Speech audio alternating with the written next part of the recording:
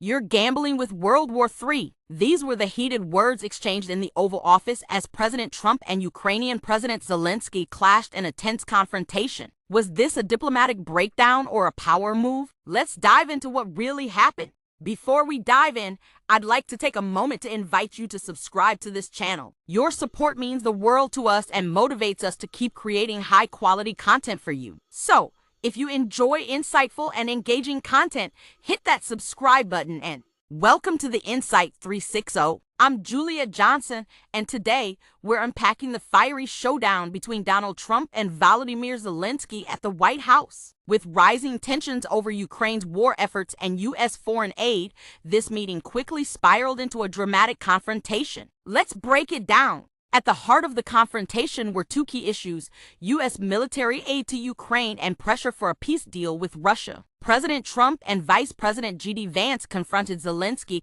questioning his gratitude for American support. Trump even issued a blunt ultimatum: strike a deal with Russia or risk losing U.S. backing. For Zelensky, this was a diplomatic nightmare. How do you negotiate peace when your country is fighting for survival? To understand fully, please watch. Hi, Vladimir. How are we doing on the deal? It doesn't work that way.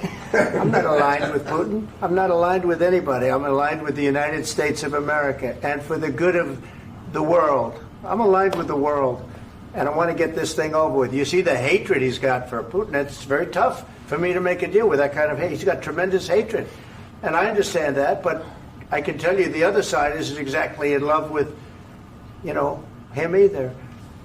So it's not a question of alignment. I'm aligned with the world. I want to get the thing set. I'm aligned with Europe. I want to see if we can get this thing done. You want me to be tough? I could be tougher than any human being you've ever seen. I'd be so tough.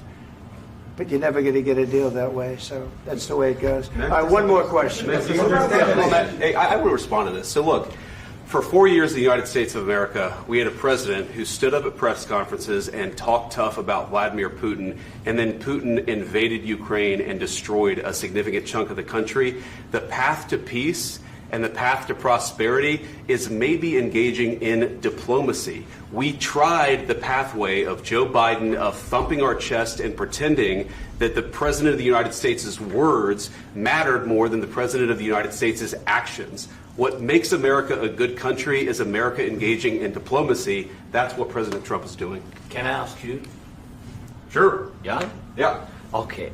So he occupied our parts, big parts of Ukraine, part of East and Crimea. So he occupied it on 2014. So during a lot of years, so I'm not speaking about just Biden, but those time was Obama, then President Obama, then President Trump, then President Biden, now President Trump, and God bless, now President Trump will stop him. But during 2014, nobody stopped him. He just occupied and took. He killed people. You know what the contact line? 2015. 2014. 2014 and 2014. 2014. Yeah. So I was not here. Yeah, but that's exactly right. Yes, but during 2014 till 2022, the situation the same. The people have been dying on the contact line. Nobody stopped him. You know that we had conversations with him, a lot of conversation, my bilateral conversation, and we signed with him. Me, like a new president. In 2019, I signed with him the deal. I signed with him, Macron and Merkel, we signed ceasefire. Ceasefire. All of them told me that he will never go. We signed with him with gas contract. Gas contract. Yes, but after that, he broken this ceasefire. He killed our people and he didn't exchange prisoners. We signed the exchange of prisoners, but he didn't do it. What kind of diplomacy, JD, you are speaking about? What do you mean? I'm talking about the kind of diplomacy that's going to end the destruction of your country. Yes, but if you Mr. President, with respect, I think it's disrespectful for you to come into the Oval Office and try to litigate this in front of the American media. Right now, you guys are going around and forcing conscripts to the front lines because you have manpower problems. You should be thanking the President for trying to bring an end to this conflict. Have you ever been to Ukraine that you say what problems we have? I have been to. Come once. I've actually watched and seen the stories, and I know what happens is you bring them on a propaganda tour, Mr. President. Do you disagree that you've had problems bringing people into your military? We have problems. And do you think that it's I respectful will answer. to come to the Oval Office of the United answer. States of America and attack the administration that is trying to prevent the destruction of your country? A lot of questions. Let's start from the beginning. Sure. First of all, during the war, everybody has problems. Even you, but you have nice ocean and don't feel now, but you will feel it in the future. God bless. You don't know that. God bless. You don't God know bless. that. You will not have a war. Don't tell us what we're going to feel. We're trying to solve a problem. Don't tell us what we're going to feel. I'm not telling you. Because I'm you're in no answering on this position to question. dictate that. That's exactly Remember what this. you're doing. I'm not You're in dictating. no position to dictate what we're going to feel. You We're will- going to feel very you will good. Feel influenced. We're going to feel very I'm good and telling very you, strong. You will feel influence. You're right now not in a very good position. You've allowed From the yourself very- to be in a from very the very bad position, beginning and he of the happens war. to be right about From the it. very beginning of the war. You're not Mr. in a good Brown, position. I was You don't have having- the cards right now. With us, you start having I'm not playing cards. cards. Right now, you don't. I'm very You're playing serious, cards. Mr. President. You're I'm playing very cards. serious. You're I'm gambling the with the president lives in of war. millions of people. You think- You're gambling with World War What do you- III. what do you think You're about? gambling with What do you World think War about? III.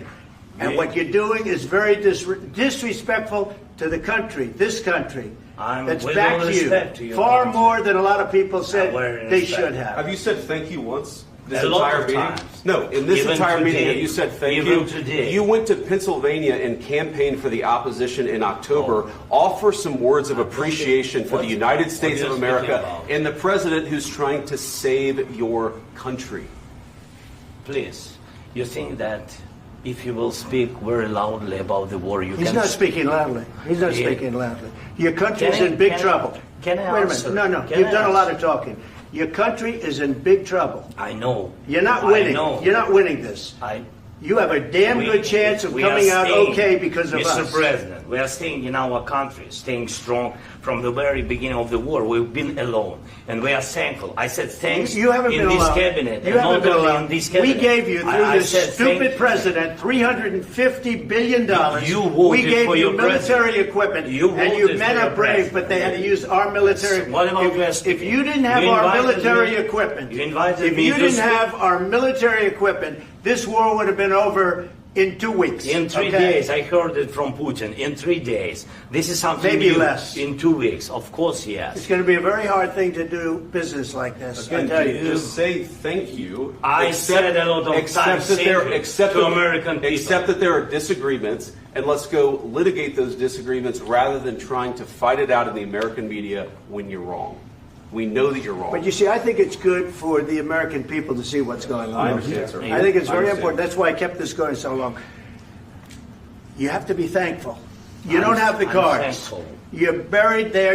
Your people are dying. tell you You're again, running I low know. on soldiers. Don't- Listen, don't please, you're running Mr. low on President. soldiers. It would be a damn good thing. Mr. And then President. then you tell us, I don't want a ceasefire. I don't want a ceasefire. I want to go, and I want this. Look, if you could get a ceasefire right now, I tell you, you take it so the bullets stop flying and your men stop getting killed. Of course, we want to stop the war. But you're I saying said- you don't want a ceasefire. But I said to you, I want a ceasefire. with guarantees. Because you'll get a ceasefire faster than an agreement. Ask our people about ceasefire, what they think. That wasn't doesn't with matter me. for you what- that what wasn't this with me. means. It That was wasn't with with a you. guy named Biden who was not a smart person. This That is was your, with, this that was is with your Obama. president. It was your president. Excuse me. That was with Obama, who gave you sheets, and I gave you javelins. Yes. I gave you the javelins to take out all those tanks. Obama gave you sheets. In fact, the statement is Obama gave sheets and Trump gave javelins. You got to be more thankful, because let me tell you, you don't have the cards. With us, you have the cards. But without us, you don't have any cards. One more question to Mr. Vice President. I'm sorry. It's going to be a tough deal to make, Um, because the attitudes have to change.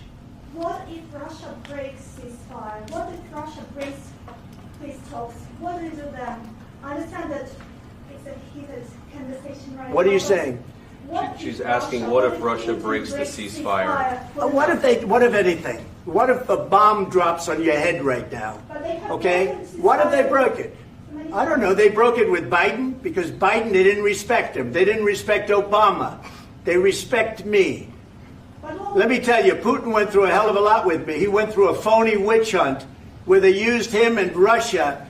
You ever hear of that deal? That was a phony Hunter Biden, Joe Biden scam. Hillary Clinton, Shifty Adam Schiff. It was a Democrat scam. And he had to go through that. And he did go through it. We didn't end up in a war. And he went through it. He was accused of all that stuff. He had nothing to do with it. It came out of Hunter Biden's bathroom. It came out of Hunter Biden's bedroom. It was disgusting. And then they said, oh, the laptop from hell was made by Russia. The 51 agents. The whole thing was a scam. And he had to put up with that. He was being accused of all that stuff. All I can say is this. He might have broken deals with Obama and Bush, and he might have broken them with Biden. He did, maybe. Maybe he didn't. I don't know what happened. But he didn't break them with me. He wants to make a deal. I don't know if you can make a deal. The problem is, I've empowered you to be a tough guy. And I don't think you'd be a tough guy without the United States. And your people are very brave. But you're either going to make a deal or we're out. And if we're out, you'll fight it out. I don't think it's going to be pretty, but you'll fight it out. But you don't have the cards. But once we sign that deal, you're in a much better position. But you're not acting at all thankful. And that's not a nice thing. I'll be honest, that's not a nice thing. All right, I think we've seen enough. What do you think? Huh? This is going to be great television, I will say that. All right. We'll see what we can do about putting it together. Thanks. I need the back of this. We'll see. I don't know. All right, guys, come on. Wait, hey, guys, come on. Let's move.